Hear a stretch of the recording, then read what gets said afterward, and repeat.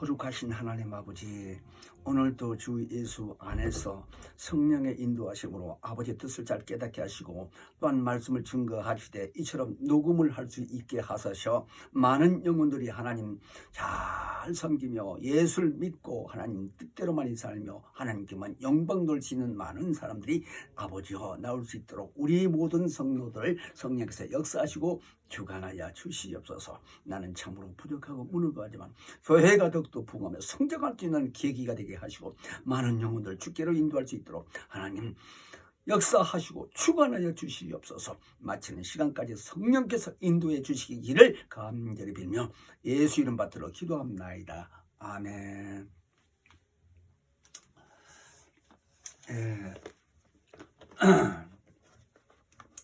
오늘은 하나님 말씀을 요한 1서 3장 8절로 9절 말씀을 상고해 드리겠습니다.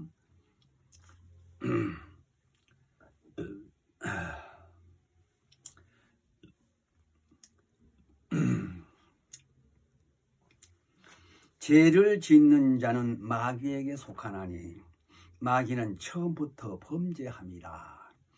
하나님의 아들이 나타나시면 마귀의 일을 멸하려 하심이라. 하나님께로서 난 자마다 죄를 짓지 아니하나니 이는 하나님 시가 그 속에 거함이요 저도 범죄치 못하는 것은 하나님께로서 났음이니라. 아멘. 오늘은 마귀론에 대해서 12번째 말씀을 드리는 시간인데요.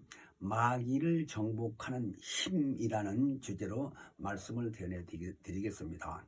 정복이라고 하는 의미는 완전히 굴복시킨다, 복종시킨다 하는 얘기입니다. 복종. 절대적으로 복종하게 한다 이 얘기입니다. 그러니까 반드시 승리한다는 얘기가 되겠지요.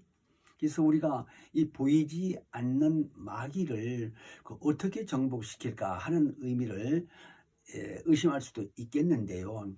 마귀 그러면 우리가요 저 공중에 있는 천사만 생각하지 말고 우리 이 곁에 미혹의 영이라는 그것도 천사지만 우리를 도와주러 왔던 천사가 우리 의지로 순간에 잘못됨으로 해서 가변된 그 천사를 가리켜 미혹의 영이라고 그러죠. 그러니까 그 미혹의 영으로부터 그 밑에 있는 우리 곁에 있는 귀신들, 불신자 사후의 존재, 이 저주받은 영들, 귀신들을 포함해서 생각을 하셔야 됩니다. 마귀론에 대해서 단순히 마귀 하니까 루시엘 천사가 불의가 드러나서요. 그 루시엘 천사만 생각하지 말고요.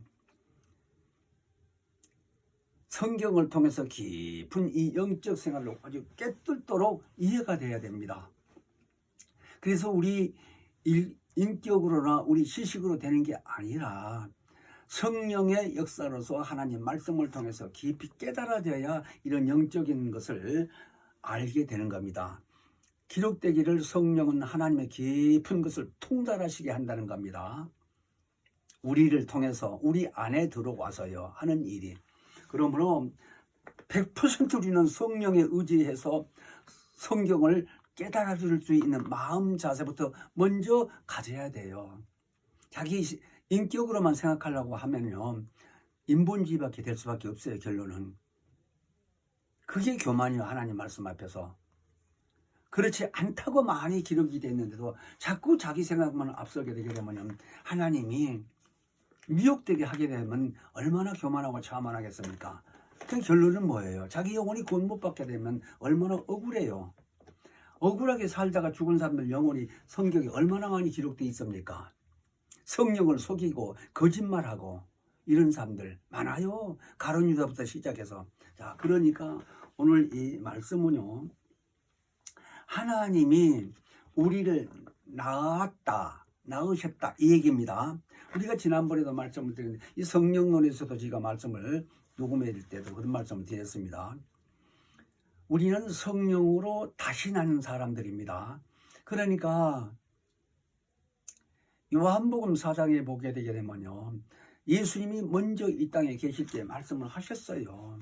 사람이 물과 성령으로 거듭나지 아니하면 하나님 나라 들어가지 못하게 못한다고 말을 하시고, 또 듣는 자가 그러면 죽었다가 어머니 뱃속에 들어갔다 다시 태어나야 되느냐라고까지 질문하는 사람이 있기에 대답도 안 하고 하나님께서 나지 아니하면은 하늘나라를 들어갈 수 없다고 딱 단호하게 말씀하신 거예요. 그런 의미를 받아들여서 어떻게 나나 어떻게 우리가 거듭나나 하는 것을 깊이 생각하고 낮아진 마음으로 예수의 이름 앞에 기도하면서 회개하면서 매달려야 되는데 사람의 지식으로만 생각하려고 하니까 판단만 하고 마는 거예요. 우린 그런 마음은 만일의 생각에서 떠오르게 되면요, 이 미혹된 영이 역사하는 것이고 하고 마음을 돌이키고요, 회개하고요, 쫓아내야 돼요. 귀신이 이미 들어와서 그렇게 우리 마음을 합리적으로 하게 하는 겁니다. 그걸 아시고요, 잘 우리는 진리의 말씀으로 보존돼야 되는데, 하나님이 낫다고 하는 말씀으로요, 요한일서 5장 18절에 보면요, 하나님께서 난 자마다 범죄치 아니하는 줄을 우리가 아노라 그랬습니다. 그러면서 하나님께서 낳으신 자가 저를 지키심에 악한 자가 저를 만지지도 못한다. 신나는 말씀이죠. 악한 자들이 우리를 만지지도 못한다는 거예요. 어떤 사람들이요? 하나님께서 난 자들을. 근데 여기서 깊이 잘 보면요, 자, 먼저는요, 그 요한일서 5장 18절에 하나님께서 난 자마다 범죄치 아니한 줄을 우리가 아노라 그래 놓고, 그 다음에 또 하나님께로서 나신 자가 그랬습니다. 이 의미로 그냥 슬쩍 넘어가면 그 말이 그 말 같아요. 하나님께서 난 자마다라고 하는 말을 전제했는데, 그 다음에 두 번째 하나님께서 예로서 나신 자가 그랬습니다. 이 나신 자라고 하는 의미를 잘 아셔야 됩니다. 하나님께서 나신 자가 누구실까요? 예수십니다. 요한복음 1장 18절에 본래 하나님을 본 사람이 없으되 하나님 품속에 있는 독생하신 하나님이 나타나셨다라고 했습니다. 그 나타났다고 하신 말씀이 14절에는요, 요한복음 1장 14절에는 말씀이 육신이 되어 우리 가운데 거하심에 우리가 그 영광을 보니 아버지의 독생자의 영광이요 은혜와 진리가 충만하시더라 그랬습니다. 근데 그 말씀이 육신으로 오신 분이 십자가에 달려서 결국 피 흘려 죽으심으로 우리 인류의 죄를 대속했다고 성경은 여러 군데 기록이 되어 있습니다. 그러니까 여기서 하나님께로서 이 나신 자가 우리를 말하자면 저를 지키심에 하신 말을 우리를 믿는 우리를 지켜주심으로 악한 자들, 마귀와 그의 사자들, 귀신까지 포함해서 그들이 우리를 만지지도 못한다는 거예요. 우리 눈에는 안 보이죠. 근데 하나님께로서 나신 자가 그 이름으로 우리를 지켜주신다고 했는데, 요한복음 17장 12절에 보면 예수께서 내게 주신 아버지의 이름으로 저희를 보존하사 지키었나니 그랬습니다. 누구 이름으로요? 아버지 이름. 아버지 이름이 누구예요? 예수. 성부 이름이 예수, 성자 이름이 예수, 성령 이름이 예수. 그러니까 성부, 성자, 성령 이름이 공의로하게 쓰시는 이름이 예수예요. 여호와가 아니고 예수. 그러니까 기도하실 때도요, 내 구주 예수, 내 구주 예수, 예수라고 많이 부르짖어 보세요. 막연하게 기도한다고 하니까 하나님께만 한다는 의미로 생각하지 말고요, 예수가 하나님이시요, 그 아버지 품속에서 나오신 예수가 하나님이시 나오셨다고 그랬잖아요. 같이 계셨으니까 하나님이시지. 유일하신 삼위일체라는 의미를 잘 깨달아야 이런 말씀이 이해가 되는 겁니다. 아버지 따로 아들 따로 성령 따로 이게 아니요. 그렇게 생각하면 구원도 없어. 성경 그렇게 됐어요. 이게 쉬운 문제가 아니에요. 그래서 하나님께서 나신 자가 우리를 지켜주시니까 악한 자가 우리를 손도 못 댄다는 거예요. 이 성경이 거짓말이겠습니까? 그렇게 기록된 말씀이. 믿지 않는 자들은 체험을 못 해보니까 이해가 안 될지 몰라가지고, 믿는 우리들은요, 우리가 지금 여기까지 강의를 이렇게 말씀을 이렇게 녹음하고 있는데요, 하나님 스스로 계시다 하나님으로부터 시작해서 쭉 강의를 하고, 성령에 대해서 또한 40번 하고, 또 마귀론에 대해서 지금 10번 이상 또 강의 이 녹음을 하고 있는데요, 계속 반복해서 들어보십시오. 한두 번 듣고요, 그렇게 아주 이해가 되고 깨달아지고 한다면요, 세상 말로 박사지, 박사. 그래서 우리는 하나님이 우리를 낳으셨다는 말씀을 우리가 잘 아셔야 됩니다. 수없이 들어서 하나님 우리를 어떻게 낳았어? 이렇게 생각하지 말고요. 왜 그러느냐? 여기서 오늘 본문에 9절 보면 말씀과 같이 이렇게 우리는요, 거기 보면 하나님께서 난 자마다 죄를 짓지 아니하나니 이는 하나님의 씨가 그 속에 거하심이요, 그렇습니다. 그러니까 저도 범죄치 못하는 것은 하나님께서 낳았음이라 그러고 2번씩이나 써졌는데, 그 낳았다고 하는 의미가 하나님의 씨가 우리 안에 거한다는 거예요. 그 하나님의 씨가 뭐예요? 예수님이 이 땅에 오셔서 잘 알려주셨습니다. 누가복음 8장 11절을 보면요, 씨는 하나님의 말씀이니라고 말씀하셨어요. 예수가 직접. 씨는 뭐라고요? 하나님의 말씀이라고요. 그래서 그 농사 짓는 비유를 말씀하시면서, 왜 사람들이 깨닫지를 못하니까 그런 농사 짓는 비유도 말씀을 많이 하셨어요. 그래서 길가에 있는 것은 말씀을 듣는 자니라고 하면서, 이에 마귀가 와서 가로되 그 구원 얻지 못하게 하느냐고 그 말씀을 그 마음에서 빼앗는다는 겁니다. 그러니까 똑같은 자리에서, 똑같은 교회에서도 목사님의 설교를 듣고 말씀을 듣고 있는데, 어떤 사람은 아멘 아멘하고 받아들이면서 그가 하나님의 말씀이고 생명이고 나에게 주신 진리의 말씀이라고 깨달아서 감사하고 눈물까지 흘리고 시인하게 하는데, 어떤 사람은 멀뚱 앉아서 무슨 말인지를 깨닫지를 못하는 사람도 있어요. 그건 자기 마음의 차이야. 받아들인 사람과 받아들이지 못하는 사람은 그 마음의 그 차이, 그 생각 차이라 이거요. 머리가 좋아도 생각이 딴 데가 있고요, 하나님을 신뢰하지 않는 사람은 믿음이 없다고 봐야 되겠죠. 그런 사람들이 앉아있으면요, 깨닫지 못해요. 그와 같이 씨는 하나님의 말씀이라고 했는데, 말씀을 받고도 깨닫지 못하게 되게 되면 내가 어떻게 났어?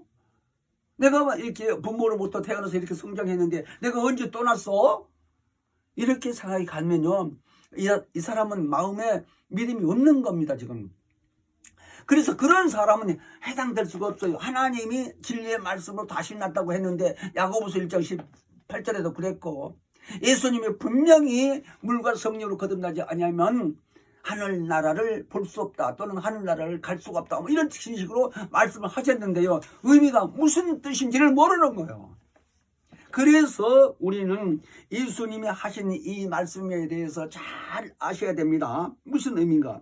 그러므로 우리는 누가복음 8장 11절 12절에 말씀하신 그 직접 하신 예수의 말씀을 잘 깨닫고요, 그 말씀을 살모하되 성령의 인도하심으로 성령의 우리에게 오셔서 역사해 주신 그 의미를 바라고요, 소망하면서 기대를 하면서 사모해야 성령이 알려준다는 거예요.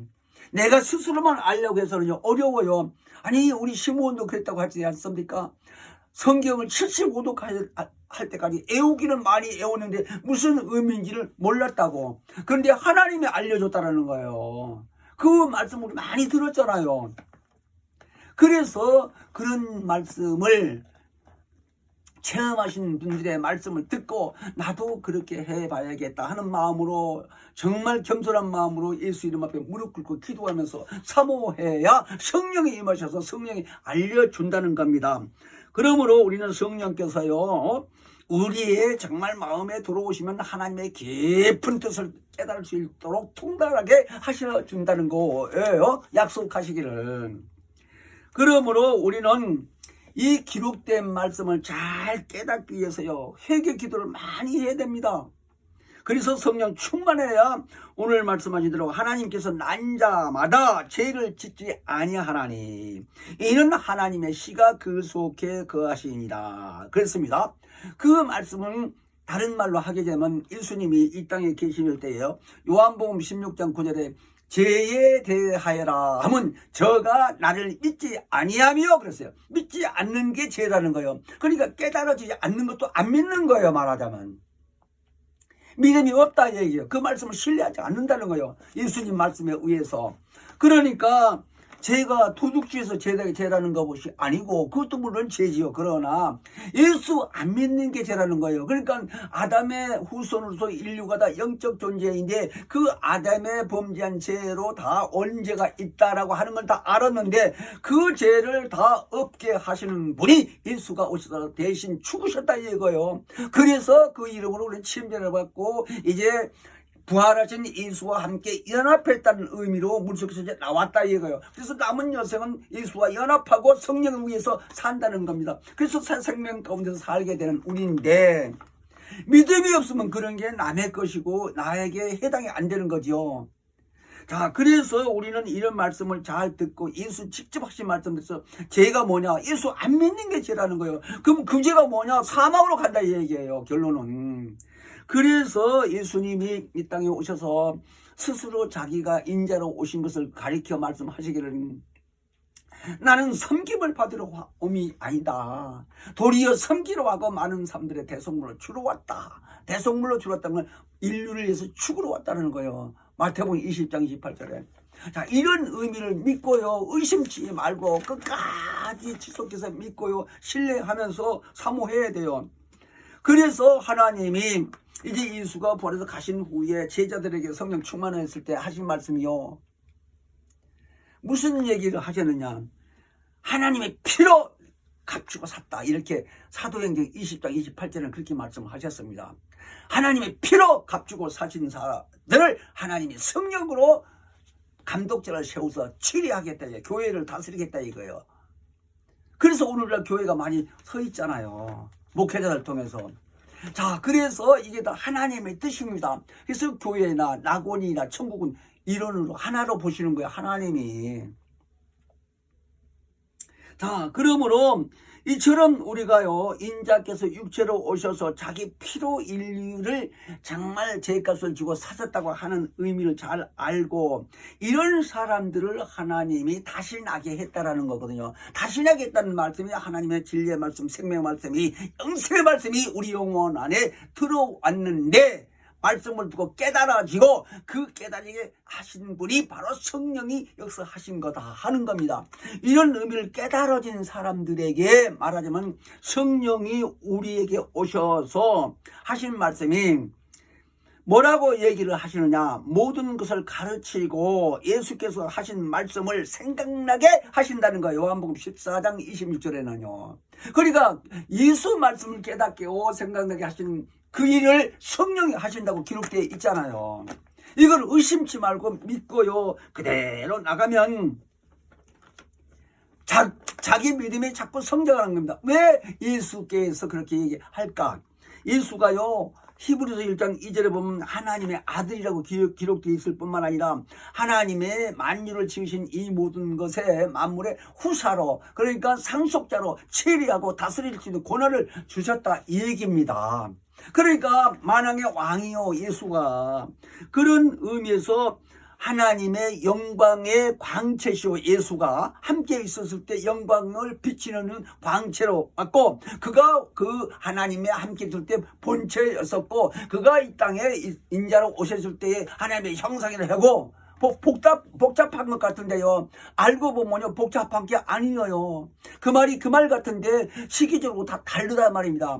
태초의 말씀이 그 안에 계셨을 때에 인격으로 계셨고 로고스라고 해서요. 그 다음에 그 말씀으로 계실 때가 본체라고 그랬고 그 본체가 형상으로 아기 예수로 태어났을 때는 형상이지요. 그 아들을 가리켜 하나님의 본체 형상이라는 겁니다. 그래서 삼위일체 하신 말씀이 일체는 예수 육체를 말하는 거예요.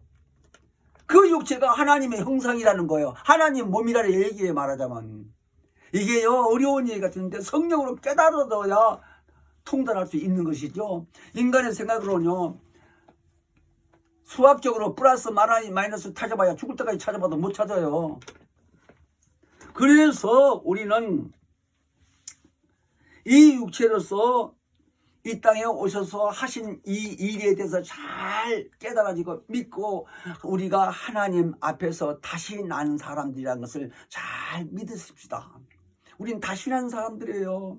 이 모양 이 몸이 그대로 있는 것이지만 우리 영을 말하는 영을 우리 안에 있는 영을 그래서 영이 다시 낳고서 깨달아지고 하나님 말씀 들어왔는데 그 말씀을 깨달으시다 보면 우리 인격을 지배하게 돼서 우리 몸은 활동하게 돼 있어요. 그러니까 긍정적이냐 소극적이냐 부정적이냐 이걸 다 구별할 수 있어요. 자기 생각에서 성령의 역사로서 이런 사람들을 통해서 오늘 말씀하신 것이 마귀를 정복하는 힘이라고 하는 주제로 말씀을 드리는데 마귀를 완전히 예수 이름을 소유한 우리가 굴복시킬 수 있다 이거요.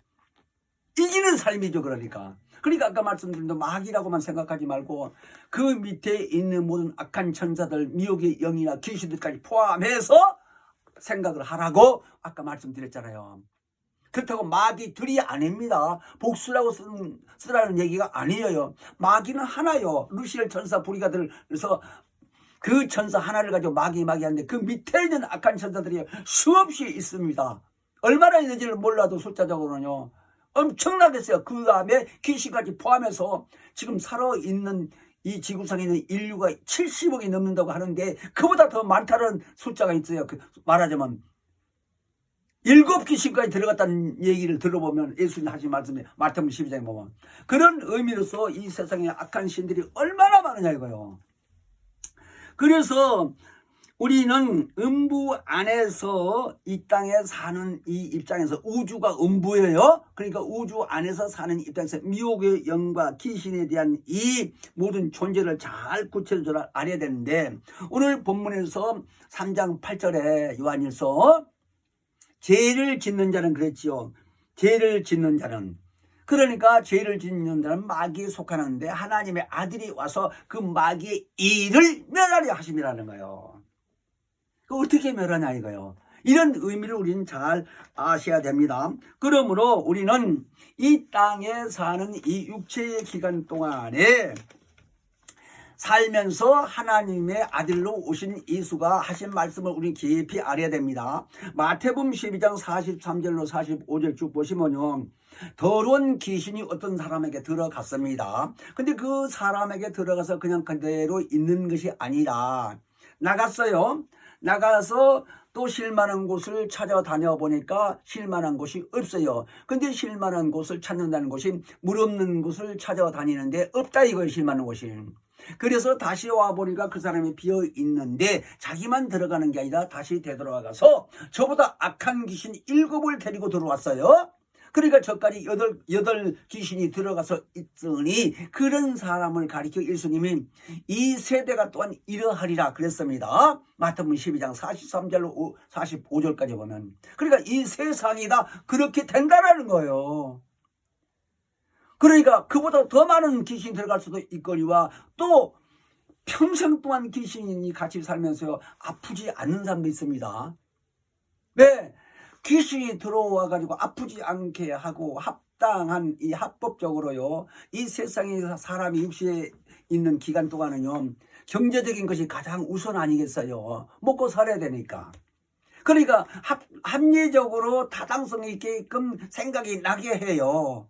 그래서 아프지만 않게 하고 그 몸 안에 있다 이거요. 왜? 귀신은 몸이 없으면요 하나 더 힘쓸 수가 없습니다. 원래 사람 몸에 있었던 영혼인데요 몸하고 함께 있어야 힘을 쓰고 생각도 하고 뭐 말도 하고 그럴 텐데 영혼이 딱 빠져나오고 육체는 흙으로 되돌아가 버렸으니까 자기가 쓰던 육체는 없잖아요. 그래서 이 우주 안에서 음부 안에서 활동하고 있는 겁니다. 제사밥이나 얻어먹고 제사 지내는 얘기 내가 그때도 말씀드렸죠. 유교 사상으로 제사를 우리나라 사람들 얼마나 지냅니까? 그 다음에 시제까지 지내고요. 오래된 사람은 시제까지 지내고 그래요. 자, 그런데 왜 그 얘기를 하느냐. 제사 지내는 집에는요 다 귀신 들려 있는 겁니다. 그 사람들, 그 후손들이. 그거 아셔야 돼요. 그러니까 또 어떤 교회에서는요 제사 지내는 게 차려놓지만 않고 기도만 하면 된다고 뭐 별별 말을 다 하는데요 아니요. 고린도전서 10장 19절로 20절로 보면요. 이방인의 제사 지내는 것은 귀신에게 하는 것이다. 아주 확실하게 써놨어요. 제사가 누구요? 귀신. 귀신이 뭐냐 이거요. 자기 조상에 죽은 어리 귀신이요. 이런 게 확실히 하셔야 돼요. 그러니까 제사 지내는 게 아니라는 것은 불효자라고 욕하는 걸 들어봤어요. 나 직장에서. 어떤 동료가 그래요. 내가 바깥에 잠깐 나가다 들어오는데 내 말을 하고 있는 거야. 예수 믿는다고 얼마나 핍박을 받았는지. 그러면서 책상을 치면서 예수 믿는 무슨 쌍시옷을 붙여가면서 무슨 새끼들 해가면서 서로 쌍놈이 부목 제사도 아닌다 그러네요. 아유, 믿지 않는 자가 어디로 가며 그 다음에 믿는 자가 어디로 가며 이걸 구분해서 알아야 될 뿐만 아니라 믿지 아니하고 살다가 죽은 영혼이 어떤 존재라는 걸 모르기 때문에 그렇게 얘기한 걸 내가 이해는 했는데요. 그 사람 죽기 전에요. 죽어가지고 일주일 동안 나중에 한 10년 이후에 병원에 입원하는데 내 신방을 갔습니다. 의식을 못 차려서 알아보지를 못해요. 기도하니까 다리 쭉 보고 중환자실 노리는데 다리가 꿈쩍꿈쩍해요. 죽지는 않았더라고. 살아났어요. 들리는 건지 살아나는 건지 모르겠는데 그 부인은 권사인데 교회. 그런 사람들 내 체험해봤어요. 나중에 퇴원해서 나와서 지금도 안 죽고 있어요. 나보다 3살이나 더 먹은 사람이요. 안 죽었어요. 근데 활동을 못해. 말도 못하더라고. 잘 생각 기억이 안 나온다는 거. 그러니까 차라리 죽는 게 낫겠지. 가족 입장에서도. 안 될 얘기냐면요. 그렇게 생각이 안 껐어요. 90이 다 돼간 사람이. 근데 왜 그게 저주라고요. 그런 게. 저주 아니요? 정상적인 사람이 아닌 게 저주요. 아, 얼마나 안타까워요. 자, 왜 그 얘기를 하느냐. 사람들이요. 귀신 들려서도 알면 왜 뿌리치지 않겠습니까? 모른다 이거예요. 귀신 들린 거를. 자, 그래서 우리는 이 땅에 살면서 이 불신자들이 말입니다. 아까 이 어떤 사람이 귀신이 들어갔다고 그랬는데 그 들어가 있는 귀신이 물 없는 곳이라고 하는 의미를 잘 알아야 됩니다. 왜 물이 없는 곳이 어디냐 얘기예요. 예수 믿는 사람들은 다 침례받지 않습니까? 그래서 베드로전서 3장 21절에 보면 물은 예수 그리스도 부활하심으로 말미암아 이제 너희를 구하는 나는 편히 곧 침례라 그랬습니다. 그래 육체의 더러운 것을 제하여 버린 게 아니고 오직 신령한 양심으로 하나님을 향하여 찾아가는 거예요. 그러니까 침례를 받는 것은 구원받은 표라고 했는데 귀신이 볼 때에 물이 없다고 하는 것 자체는요. 침례 받은 사람은 다 그가 볼 때는 아, 이 사람 물이 있구나. 침례 받았다는 얘기는 예수 믿는 사람이라는 거예요. 그런 사람을 찾으러 다니는 안 믿는 사람, 물이 말하자면 없는 사람. 이 사람 물이 있다는 말은 침례 받았단 말이요. 근데 침례 받은 사람은 예수 믿고 예수 이름이 있다는 얘기 아니요. 하나님이 아까 하나님께서 낳으신 자가 그를 보살피고 보존했기 때문에 악한 것이 만지지는 못한다고 그랬지요. 아까 요한일서 5장 12절에 그랬잖아요. 자, 그래서 우리는 예수가 우리에게 오셔서 침례받게 알려주시고 우리는 그 이름을 믿고 침례받았는데 이런 침례받고 예수를 믿는 이런 사람들에게는 그 이름이 있고 생명이 있고 성령이 있다고 하는 의미로서 귀신이 지 맘대로 못 들어와요. 무시할 수가 없어요. 이런 의미를 우리는 알아야 돼요. 그러므로 마태복음과 12장 43절 이하에 그 귀신이 이 집을 찾아 다시 가봤더니 물이 없더라 이거예요. 그 집은 예수 안 믿는 집이라 이 얘기지. 그래서 악한 귀신을 다시 데리고 와가지고 그리 들어갔다고 했는데 우리가 여기서 알아야 될 건 귀신의 특징이 있습니다. 몸에 들어오면 힘을 쓰고 쉬는 것이지 몸 밖으로 나가면 쉬지 못하고 있는 거예요. 지금 귀신이. 그런 약점이 있는 거예요. 귀신이. 왜? 천사는 원래 몸이 없는 영적 존재로 지어놨으니까 몸을 사모하지 않고 그리워할 필요도 없어요. 들어오려고 생각도 안 해요. 들어오지도 않고. 그런데 귀신은 자기 몸이 있었던 사람으로 있다가 그 몸이 죽으니까 빠져나온 영혼인데 그 영혼이 몸이 없이 활동한 것을 그렇게 비참하다 이거예요. 그 의미를 귀신이 안 돼서 모르겠지요. 근데 성경을 잘 알면 그 얘기가 이해가 됩니다. 그러니까 이 귀신이 사람에게 들어가면 합리적으로 이렇게 합법적으로 아프지만 않게 하고 오래 숨어있는 귀신들이 많이 있단 말입니다. 그래서 사람이 우리는 살면서 가장 중요한 게 뭡니까? 돈이죠. 경제적인 거나 이거 육체의 기간 동안은. 그래서 성경이 디모데전서 6장 10절에 말씀하시기를 돈을 사랑함이 일만 악의 뿌리와 같다고 했습니다. 그래서 이것을 사랑하는 자들이 미혹을 받아 믿음에서 떠나 많은 근심으로써 자기를 찔렀다고 이렇게 기록되어 있습니다. 사도 바울을 통해서. 그러니까 귀신이 몸에 들어와도 병이 없는 자들이 많이 있기 때문에요. 귀신 들어온 걸 아예 모르고 산다 이거요.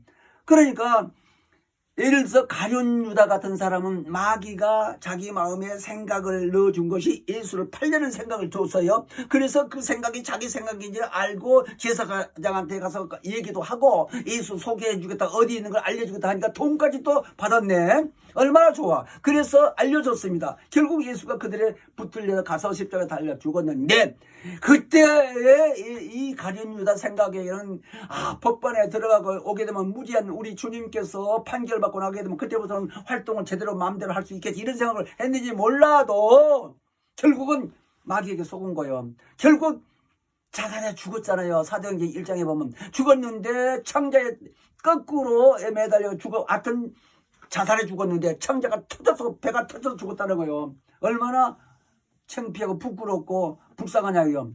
뿐만 아니라 사도행전 5장 이런 데서 보게 되면 아나니아 두 부부는요, 땅을 팔아가지고 드리려고 했는데 팔고 나니까 돈이 탐심이 나가지고 일부 얼마인지 몰라도 띄어놨어, 감춰놨어요. 그것을 성령을 속였다고 베드로 사도가 알려주더니 그 두 부부가 죽었어. 그런 사람. 예수님 당시에요, 누가복음 16장에서 보게 되면 어떤 부자가 농사를 위해서 창고가 모자라니 창고도 크게 짓고 가득 채워놓고 이렇게 잔뜩 사놓으면 이제 들어넣어서 하는 말이 내 영혼아 먹고 쉬자 하고 편안하게 아니란 생각을 할 때 하시는 말씀이 뭐요? 하나님께서는 어리석은 자여 내 영혼을 내가 도로 찾으러 가지만 이것을 다 누구것이 되겠느냐 하는 말씀이 누가복음 16장에 있습니다.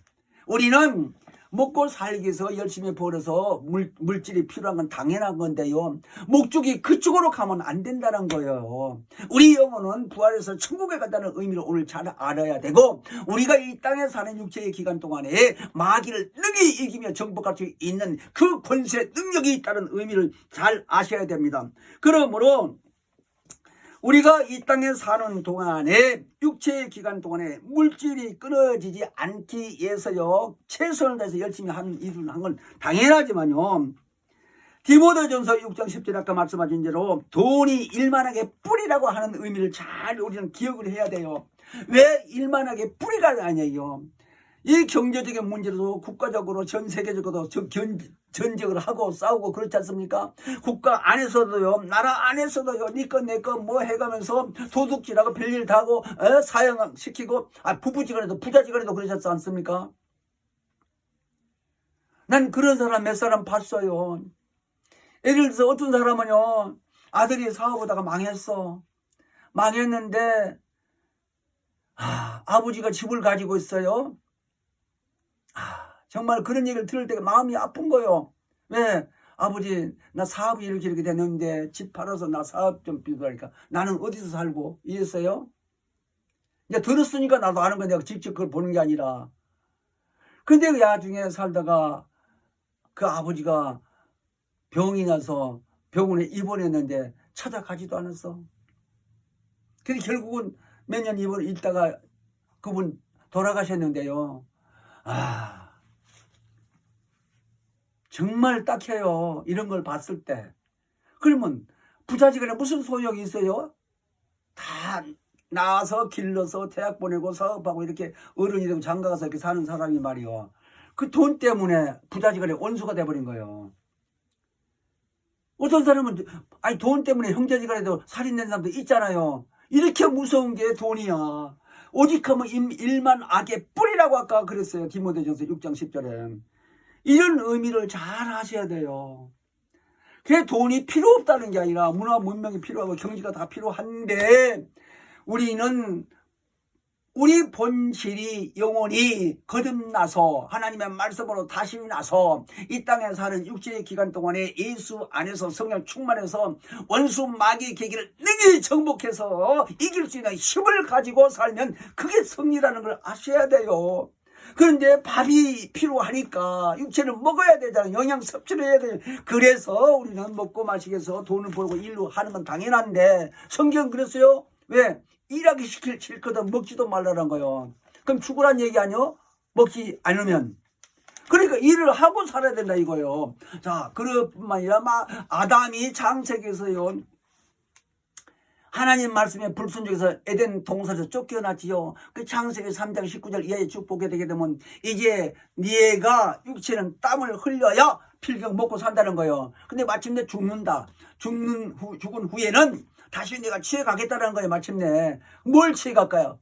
흙덩어리 몸뚱이를? 아니요. 그런 말이 아니고 그 안에 있는 창세기 2장 7절에 불어오는 생기를 다시 해소해 간다 이거. 근데 그대로 죄 있는 그 영혼을 해소해 간다는 말이 아니라 때가 쭉 이제 몇천 년 지나서 예수가 오셨잖아요. 그래서 인류의 죄를 다 아담으로부터 시작해서 영적 존재인 이 인류의 죄를 단번에 피 흘려서 죄값을 다 완전히 대속했다는 거예요. 값을 치렀다는 거예요. 너는 믿기만 해라. 그러면 구원받는다는 거예요. 근데 믿고 그 순서가 다시 거듭날 때까지 기다리고 있고 거듭나게 해서 성령 보내주신 그 의미를 우리는 잘 알아야 돼요. 왜 그럴까? 성령으로 나지 아니하고서는요 첫째 부활에 갈 수가 없어. 얼마나 무서운 얘기입니까? 한마디로 얘기했을 때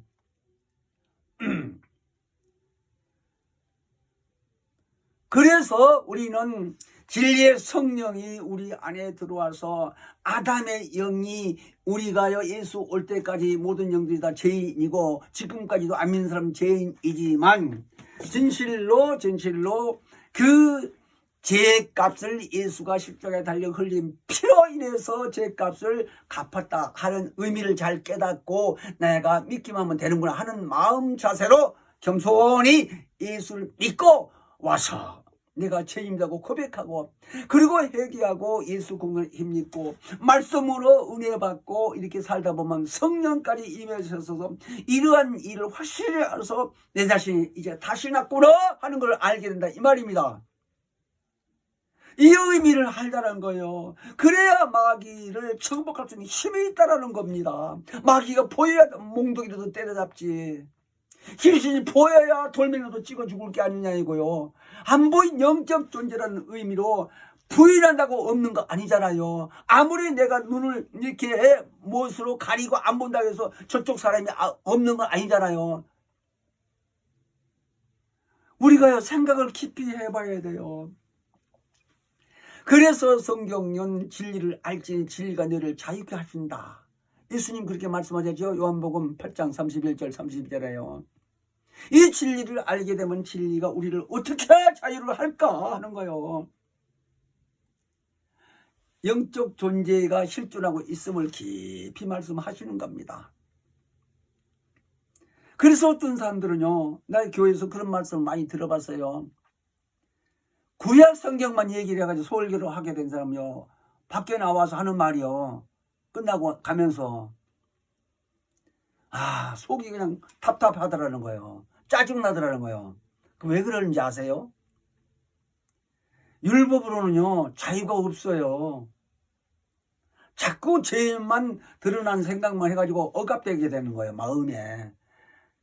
그래서 죄라는 것은 원죄고 뭐 본죄고 간에 이런 마음을 이렇게 잘 성경을 통해서 가르쳐주고 배웠으면 그걸로 끝나고 자기가 이제 알아야 되고 자기가 예수 믿게 되면 죄가 무엇인지 진리가 무엇인지 알잖아요. 처음 온 사람 아니고. 자, 이런 사람들은 자꾸 복음을 말씀을 해야 돼요. 복음. 예수 말씀하신 말씀이 복음 아닙니까? 복의 말씀, 생명의 말씀, 예수가 하신 말씀. 그 말씀을 증거하면 예를 들어서 말씀 전하는 그 사람의 입을 통해서 말씀을 전하는데 그 듣는 사람에게 역사하시는 분은 성령이시다 이 말입니다. 그 사람도 성령을 받았을 거고 이 사람도 성령 받았는데 율법을 전하면 성령이 하실 일이 없다라는 거예요. 이 의미를 우리는 아셔야 돼요. 그래서 그 사람이 율법을 듣다 보니까 속에서 짜증난단 말이요, 은혜가 안 된단 말입니다. 그 의미를 아셔야 돼요. 그런데 복음을 전하게 되면 왜 성령이 역사하시냐? 성령 오신 목적은 예수를 증거로 오신 겁니다. 그러니까 예수 입에서 나온 말씀이 복음이요. 그래서 예수가 무죄하시다는 것을 성령이 자꾸 증거하시고, 예수 하신 말씀이 나는 내가 스스로 하는 말이 아니고 아버지께서 내 안에 거하셔서 말씀하신 것이다 라고 하신 말씀을 증거하는 겁니다. 그 말씀을 하실 때 그것을 인정하신 분이 바로 진리의 성령이시다 하는 얘기입니다. 정말 우리는 이런 의미를 아셔야 돼요. 그러면 그 속에서 듣는 사람이 그 영이 기뻐요. 그래서 나오면서는 오늘 은혜 많이 받았다고 대부분이 그런 말을 하잖아. 입이 저절로 벌어지고 말이 저절로 나오게 되고 그렇다 얘기해요. 우리는 이런 의미를 잘 아셔야 돼요. 그러므로 성령 충만한 삶을 살면서 우리는 마귀의 일을 정복할 수 있는 힘을 잘 아시고, 오늘 이 시간 기도할 때 예수 이름 한번 부르시고요. 크게 기도할 때 정말 육체 기간 동안에 성령 충만해서 마귀의 힘을, 마귀의 이 모든 능력을 능히 굴복시킬 수 있는 삶을 살게 해달라고 기도하겠습니다. 예수여, 거룩하신 하나님 아버지, 주 예수 안에서 성령 충만한 우리 모든 영혼들이 마귀를 정복할 수 있는 힘을 알게 하시고 깨닫게 하여 주시니 참으로 감사옵나이다. 남은 육체의 기간 동안에 예수 이름으로 승리할 수 있는 삶을 살 수 있도록 성령으로 역사하여 주시기를 간절히 빌며 예수 이름 받들어 기도합나이다. 아멘. 하늘에 계신 우리 아버지, 이름이 거룩히 여김을 받으시며 나라 임하옵시며 뜻이 하늘에서 이룬 것 같이 땅에서도 이루어지시다. 오늘날 우리에게 일용할 양식을 주옵시고 우리가 우리에게 죄 지은 자를 사하여 것 같이 우리의 죄를 사하여 주옵시고 우리를 시험에 들게 하지 마옵시고 다만 악에서 구하옵소서. 나라와 권세와 영광이 아버지께 영원히 있사옵나이다. 아멘.